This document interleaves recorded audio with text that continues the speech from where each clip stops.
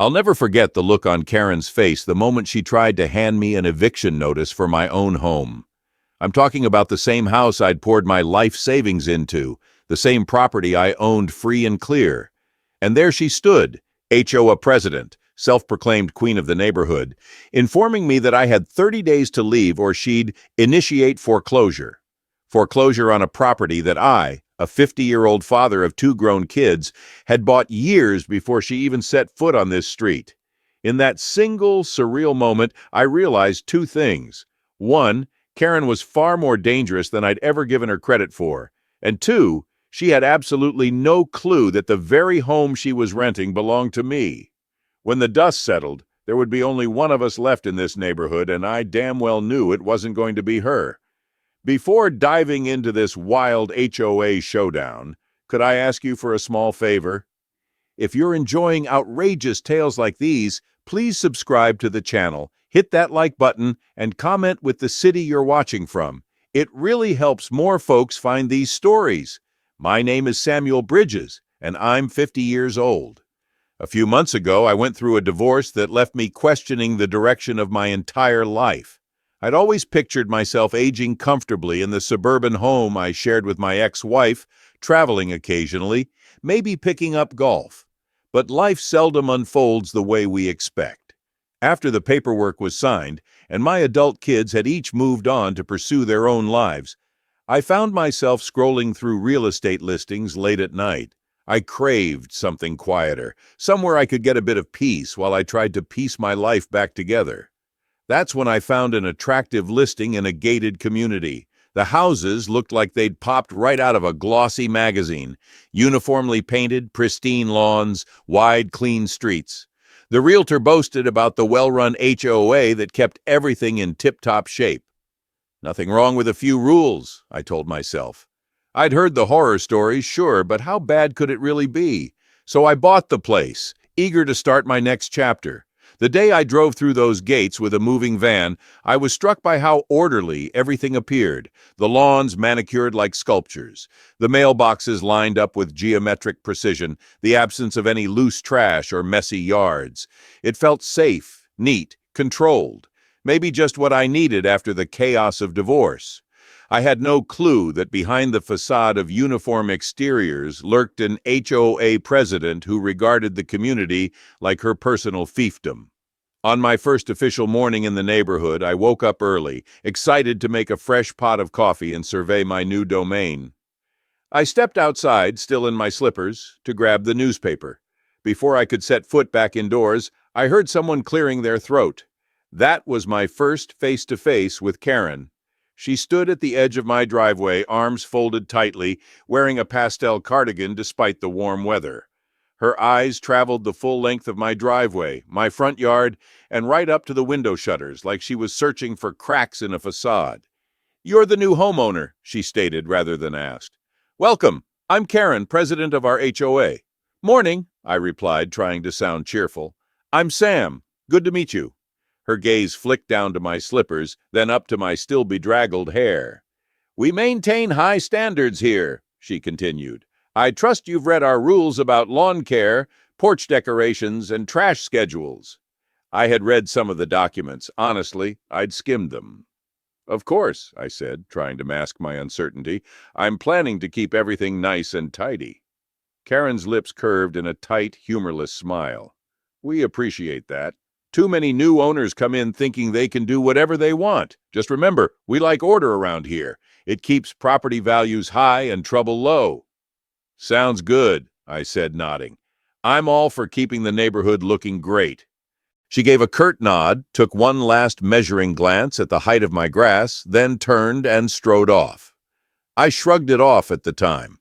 A strict HOA president might be annoying, but how bad could it get? My plan was simply to follow the rules, be polite, and go about my life. Within a week, I found my first notice taped to my front door. It was bright orange and read, "Warning, grass length violation." The letter claimed my lawn exceeded the approved height by nearly an inch. I was confused. Did they measure it with a ruler? But the letter was from Karen, or at least from her office, specifying that I had to mow within the next 48 hours or face a $25 fine. That same day, I got a second notice about my trash bins. Apparently, they had to be at the curb only between 6 a.m. and 6 p.m. on pickup day, and I had left mine out until 7 p.m. My phone number wasn't yet in the HOA system, so I had no text alerts or courtesy calls, just these heavy-handed warnings. I brushed it off, thinking, all right, let's stay on top of it next time. But the warnings didn't stop. A few days later, I received a note about my mailbox color. It was supposed to be a dull brown or gray, not the standard black it came with. Another note complained about an unapproved welcome mat that featured a bright floral pattern, deemed too colorful for the subdued palette of the community. I started to sense Karen had a personal vendetta. It was like she circled my house every morning, searching for fresh transgressions. Either that, or she had a group of informants who reported every minor deviation. Still, I convinced myself to keep calm. I'd comply, avoid confrontation, and maybe she'd ease up. Over the next month, the letters escalated to actual fines. I began receiving official HOA envelopes with pay or dispute forms. The amounts were small at first, $15, $25, but they kept piling up. The reasons were often trivial. A slight delay in taking down holiday decorations, a potted plant that didn't match the community aesthetic, or that time my porch light was too bright late at night. I tried to reason with Karen by phone, but she directed me to the HOA's general hotline. When I called, I ended up in a maze of voicemail prompts that eventually directed me back to written requests, which Karen reviewed personally. I realized I was going in circles. I told myself it was just money. I had a decent job, so paying these small fines wasn't going to bankrupt me, but it was the principle. I felt like I was being toyed with, singled out, forced to jump through endless hoops. I couldn't shake the feeling that Karen was testing me, seeing how far she could push before I snapped. Still, I pressed on, swallowing my pride. After all, I'd invested in this new life, and I didn't want to sabotage it with a big fight. By the second month, I was feeling the loneliness of an empty home. My kids were adults living out of state, and the silence in my new place was deafening. That's when I decided to adopt a puppy, a Labrador named Milo. I'd always wanted a big, friendly dog, and I figured now was the perfect time to fill some of that emotional void left by the divorce. The first few days were pure joy. Milo's goofy puppy antics, the constant tail wagging, and that sweet moment when he'd curl up by my feet in the evenings. I felt less alone, more alive. For a fleeting moment, I forgot about Karen and her rules, but she noticed Milo soon enough. One morning, I stepped out the front door to see Karen standing on the sidewalk, clipboard in hand, eyeing Milo with disapproval. She quickly marched up, her face pinched in a frown. "That's a Labrador, isn't it?" she asked. "We have strict regulations for dogs in this community. You need a permit from the HOA before you can keep a dog over 12 inches in height." I blinked. A permit? For a puppy? "If he's going to exceed 12 inches at the withers, he'll require a monthly surcharge," Karen said in a stiff tone. "Did you not read the pet policy we included in the welcome packet?" I scratched my head, remembering a line about pet rules. "I saw something about cats and smaller dogs. I guess I didn't realize it was so detailed. He's a lab, so yeah, he'll definitely be taller than 12 inches. But he's gentle as can be." Karen raised her eyebrows like I just told her I wanted to keep a grizzly bear in my living room. "The policy isn't about temperament. It's about community standards. Large dogs impose greater wear and tear on communal areas. If you don't register him properly and pay the associated fees, you could face monthly fines or be asked to remove him." My stomach sank. "Remove him? He's just a puppy." "That's the rule," she said coldly. "Don't shoot the messenger. I'll email you the forms." With that, she spun on her heel and walked away, leaving me fuming. The idea that I'd have to pay a monthly big dog tax felt outrageous, but I wanted to keep Milo, and I sure wasn't about to give him up. The next week brought another surprise, a pet waste inspection notice. Apparently, Karen or someone from her circle had decided my yard wasn't being properly monitored for waste, despite me diligently cleaning up after Milo. They threatened an additional fine if I didn't place a specific type of covered trash can in my side yard out of sight. The letter ended with a stern warning about possible dog-related nuisance complaints. The stress was starting to mount. This was supposed to be my place of solace, my chance to rebuild after a tough divorce. Instead, I felt like I'd stepped into a war zone, one where the enemy posted petty violation notices instead of dropping bombs. But I didn't want to pack up and leave. I'd just gotten here. And something about Karen's self-righteous attitude stirred my stubborn streak. I refused to let her bully me out of my own property. Weeks turned into months. Every time I turned around, there was a new violation letter, a new friendly reminder, or a new fine.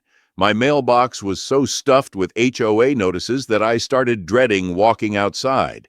It got to the point where I wondered if Karen spent her entire day patrolling the sidewalks, peeking into people's yards, and measuring how far our trash bins were from the curb. Then, on a blistering Tuesday afternoon, I came home from work to find a certified letter taped to my door. The words eviction notice were printed in bold at the top, with a formal letterhead from the HOA. My heart hammered as I tore it open. Dear Mr. Bridges, this notice serves as your final warning to vacate the premises within 30 days. Repeated infractions and unpaid fines have resulted in a decision by the HOA to pursue legal action, up to and including foreclosure. Failure to comply will leave us no choice but to take further measures. Sincerely, Karen, HOA President. I almost laughed at the absurdity. How could the HOA evict a homeowner with no mortgage? Foreclosure? Based on what? But as I read further, the letter cited a litany of ongoing disputes, accumulated fines, and alleged refusal to comply with large breed pet policies, among other nonsense. It claimed these fines could be converted into liens against my property, which in extreme cases might lead to foreclosure. I felt a surge of anger, confusion, and a strange sense of amusement. Karen was going nuclear, but that's when my memory jogged. I owned a second property in this same community through an LLC. Could it be? Before my divorce, I'd invested in several real estate properties. Some were in other towns, some were just down the road. One of them happened to be a house right here in this gated neighborhood. I'd bought it years ago, never bothering to move in or pay it much mind. I had a property management firm handle the lease. The rent checks arrived on schedule, so I left it alone, especially after the divorce took center stage in my life. Late that evening, I dug out my old property files from a dusty banker's box. The lease agreement was straightforward. A certain Karen W. was the tenant, paying monthly rent that got deposited straight into my LLC's account. All official communication went through the property manager, which explained why I didn't recognize Karen's name. I hardly saw any direct paperwork from the tenant herself. My jaw dropped.